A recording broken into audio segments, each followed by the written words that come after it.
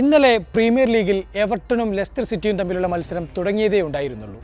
വെറും 10 സെക്കൻഡ് കൊണ്ട് എവർട്ടണിൻ്റെ അബ്ദുല്ലായെ ഡുക്കോർ ഗോൾ നേടി.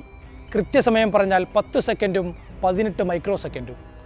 പ്രീമിയർ ലീഗ് ചരിത്രത്തിലെ ഏറ്റവും വേഗതയേറിയ 4ാമത്തെ ഗോളാണിത്. 2019 വാറ്റ്ഫോർഡ് സതാംപ്ടൺ മത്സരത്തിനിടെ ഷെയ്ൻ ലോങ് നേടിയ ഗോളാണ് വേഗതയിൽ 1ാമത്. 7.69 സെക്കൻഡിലായിരുന്നു ആ ഗോൾ പിറന്നത്. ഫുട്ബോൾ ലോകകപ്പിലെ ഏറ്റവും വേഗതയേറിയ ഗോളുള്ളത് തുർക്കി താരം ഹാക്കൻ സുക്കൂറിൻ്റെ പേരിലാണ്. ദക്ഷിണ കൊറിയക്കെതിരെ 10.8 സെക്കൻഡിലായിരുന്നു ഈ ഗോൾ പിറന്നത്. അന്താരാഷ്ട്ര ഫുട്ബോളിലെ ഏറ്റവും വേഗതയേറിയ ഗോൾ പേരിലുള്ളത് ഓസ്ട്രിയയുടെ ക്രിസ്റ്റഫ് ബോങ്കാച്ചറുടെ പേരിലാണ്. സ്ലോവാക്യക്കെതിരെ 6 സെക്കൻഡിലാണ് താരം ഗോൾ നേടിയത്. നെയ്മർ 2016 റിയോ ഒളിമ്പിക്സിൽ ഹോണ്ടുറാസിനെതിരെ 14 സെക്കൻഡ് കൊണ്ട് ഗോളടിച്ചിട്ടുണ്ട്. നമ്മുടെ സ്വന്തം IM വിജയൻ 1999 സാഫ് ഗെയിംസിൽ ഭൂട്ടാനെതിരെ വെറും 12 സെക്കൻഡ് കൊണ്ടും ഗോൾ നേടി.